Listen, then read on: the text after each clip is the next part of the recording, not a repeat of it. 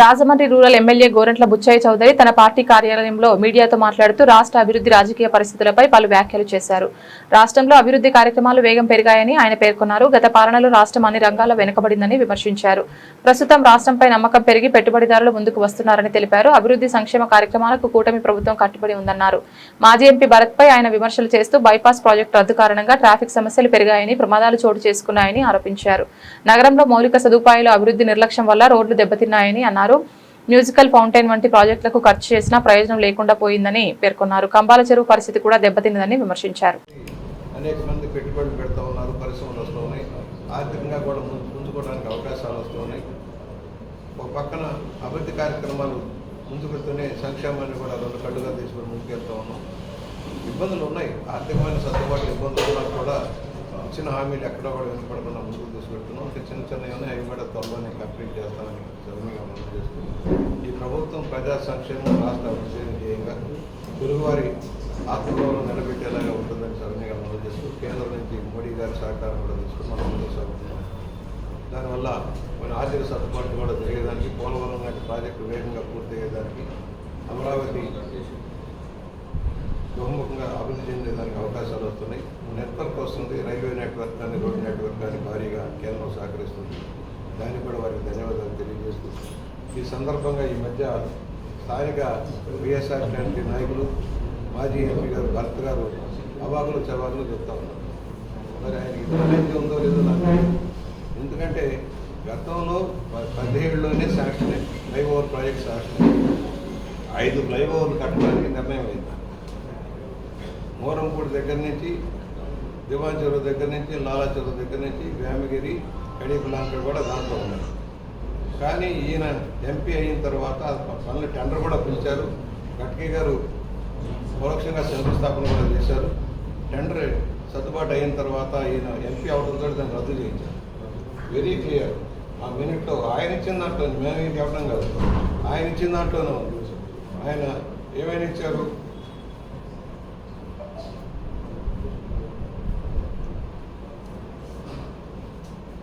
17th meeting LA committee held on 14/3/22.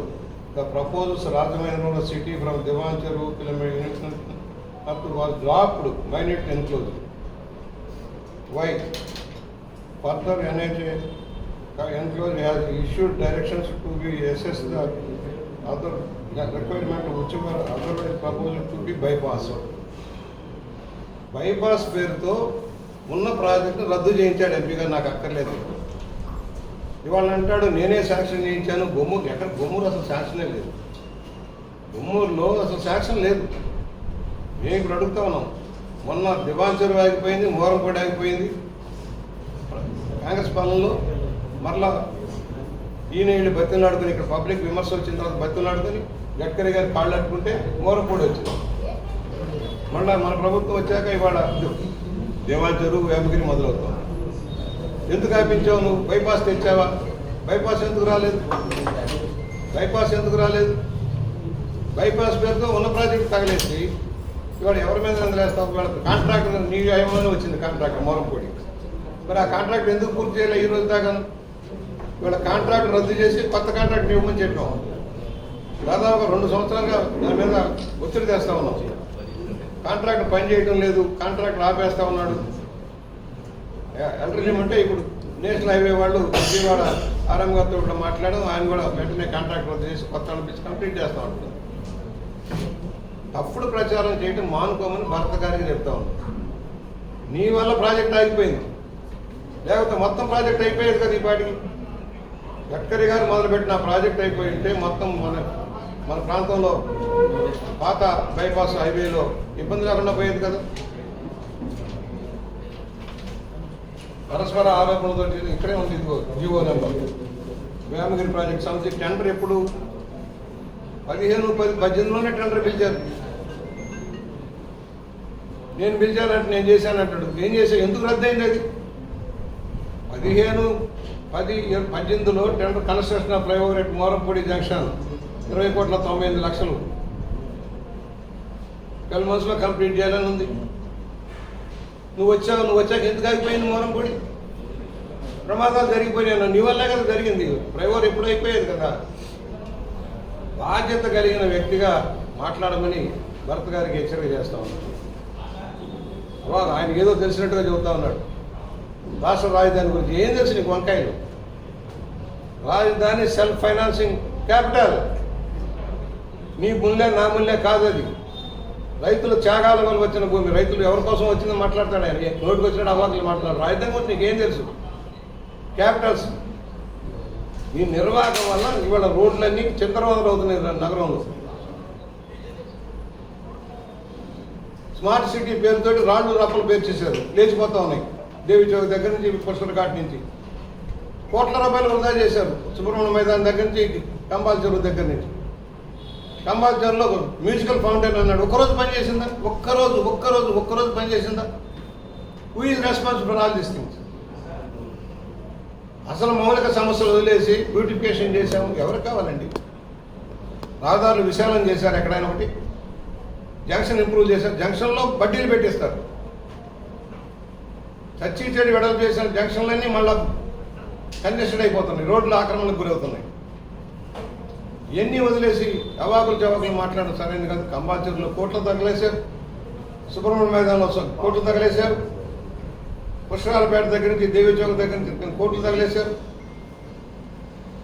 నీటిపారుదల రంగం మీద దృష్టి సారించారా? కొత్తగా ఒక వాటర్ ప్లాంట్ అన్న కట్టారా? ఏం చేశారని?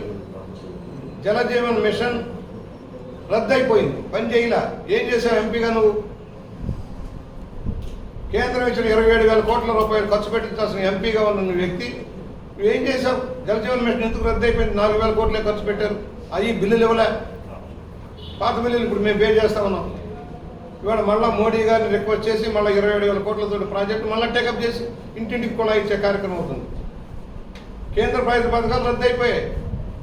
ఎంఎన్ఏస్లో ఒక రోడ్డు వేశారా? ఒక కాలువ కట్టారా? మీరు చెప్పగలరా? టన్ను 2,000కి అమ్మారు. టన్ను 2,000కి అమ్మారు. అంతేనా? ఇవాళ టన్ను ఎంత? 50 రూపాయలు కాతేలు, 75 రూపాయలు కోర్స్ శాండ్. అదే వేమగిరి ఇంకా ఓపెన్ చేస్తే 20 రూపాయలు. ఎప్పుడైనా చరిత్రలో ఉందా ఈ ధరలు? మీరే వెళ్ళండి, మీకు ఏం కావాలో తీసుకోండి. లారీ కిరాయి మీరు పెట్టుకోండి. 50 రూపాయలుగా 75 రూపాయలకి ఇవ్వతే నన్ను అడగండి. ఆంధ్రప్రదేశ్లో ఎక్కడ లేని తక్కువ రేట్లు భర్త గారి పాపం. ఆయన అప్పుడు భారీగా అమ్మారు కనుక ఆయన ఇది ఆయన ఉండదు. మీరు వాళ్ళు ఇల్లు కట్టుకుంటే మీరు కొనుక్కోండి ఇవ్వడం. కాదంటే చెప్పండి, మళ్ళీ వచ్చి ఇక్కడ ప్రెస్ మీట్ పెడదాం.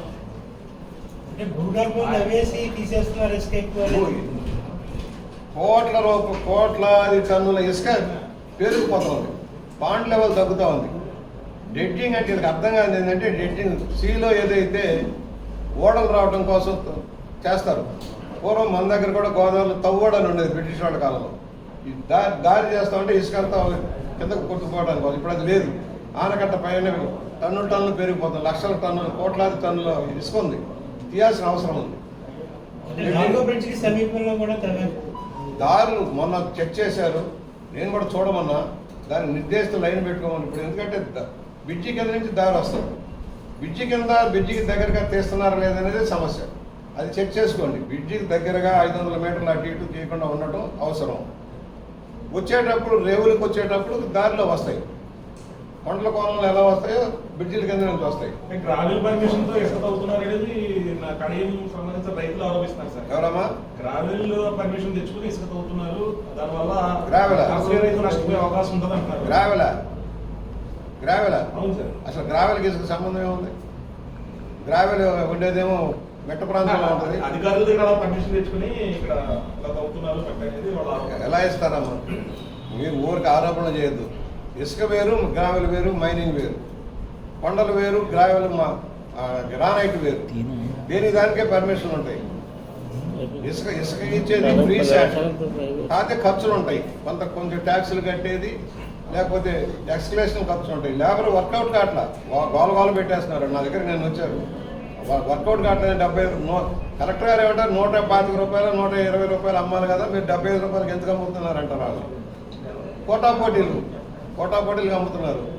నీకు కావాలంటే మధ్యాహ్నానికి ఎన్ని నెలలు కావాలో వాళ్ళని అడుగు, రాకపోతే నన్ను అడుగు.